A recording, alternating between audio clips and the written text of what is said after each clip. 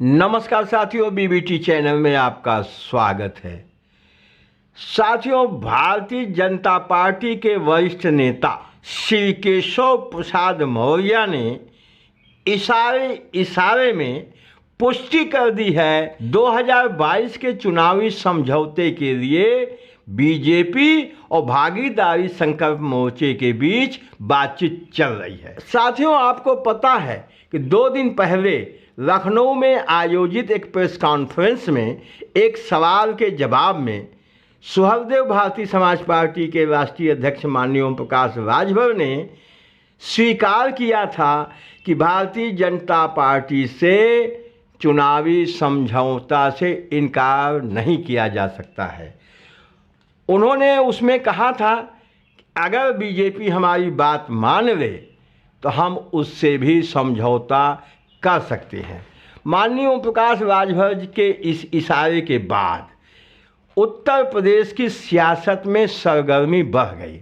उत्तर प्रदेश के राजनीतिक गलियारों में यह चर्चा तेज हो गई कि जो संभावनाएं थी कि अंत में ओम प्रकाश राजभर जी भारतीय जनता पार्टी से समझौता कर लेंगे, तो वही बात इशारे में उन्होंने कह दिया।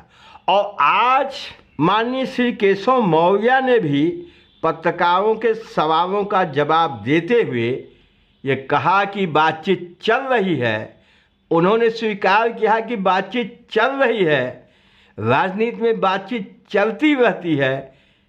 यदि कोई बात आगे बढ़ती है, समझौता होता है, बातचीत का परिणाम सार्थक होता है, यह बात सार्वजनिक कर दी जाएगी।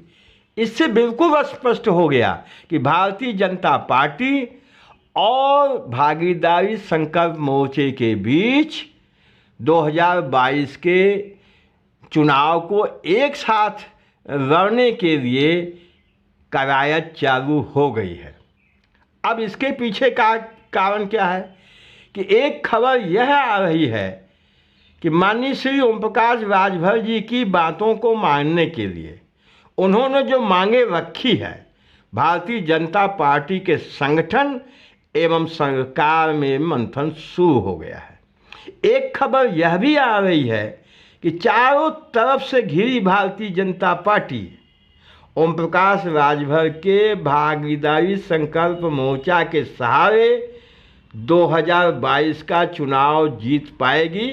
इसके अलावा उसके पास कोई विकल्प अब नहीं बचा है। इसके पीछे भाजपा के चिंतक यह मान रहे हैं, भाजपा की रणनीति बनाने वाले यह मान रहे हैं कि भागीदारी संकल्प मोर्चे के जो घटक हैं और उनके जो अध्यक्ष हैं और उन पार्टियों के जो समर्थक आवाम है, जो जनता है, वह अच्छा खासा हिंदू वोट ही है। यह सही है कि AIMIM के असदुद्दीन ओवैसी जी को हटा दें तो बाकी जितने 10 दल बचते हैं समस्त मोस्ट बैकवर्ड्स हिंदू जातियों के आधारित दल हैं और उनके समर्थक भी वही हैं। तो इस प्रकार आप देखेंगे कि भारतीय जनता पार्टी भी इन्हीं जातियों के सहारे, इन्हीं समाज के सहारे वो चुनाव जीतती है और यही वोटर भारतीय जनता पार्टी के परंपरागत वोटर रहे हैं। यही कारण है कि भारतीय जनता पार्टी सुहृदेव भारतीय समाज पार्टी एवं भागीदारी संकल्प मोर्चे के जो घटक हैं इससे ज़्यादा घबराई हुई है। आप देख लें कि कितना धैर्य का परिचय भारतीय जनता पार्टी ने दिया है।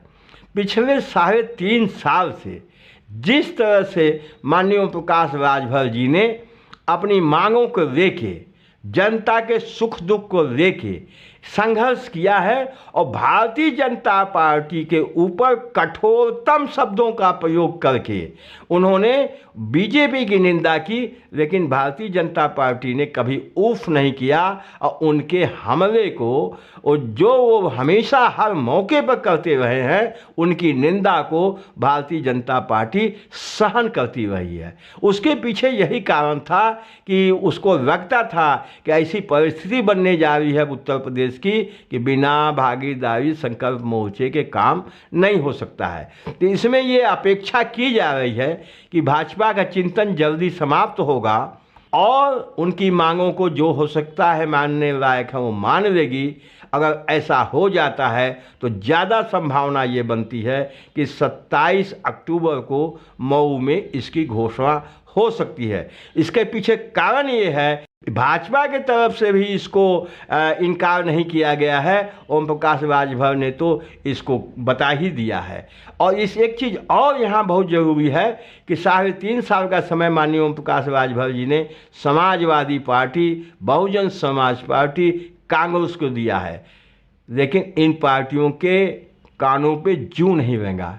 ऐसा लगता है कि ये पार्टियां अपने घमंड में हैं, तो मजबूरन उनको इधर टर्नअप होना पड़ रहा है। और ये भी सही है कि जो सत्ता में है वही समाज का हित कर सकता है। अगर उनकी बातें मान ली जाती हैं तो निश्चित मानिए कि भागीदारी संकल्प मोर्चा ने जो प्रमुख मांग रखी है कि सामाजिक न्याय समिति की रिपोर्ट लागू कर दी जाए, अगर वो लागू हो जाता है तो उत्तर प्रदेश के एक बहुत बड़े तबके का इससे फ़ायदा हो जाएगा और माननीय ओम प्रकाश राजभर इस प्रदेश के दैदीप्यमान नेता हो जाएंगे।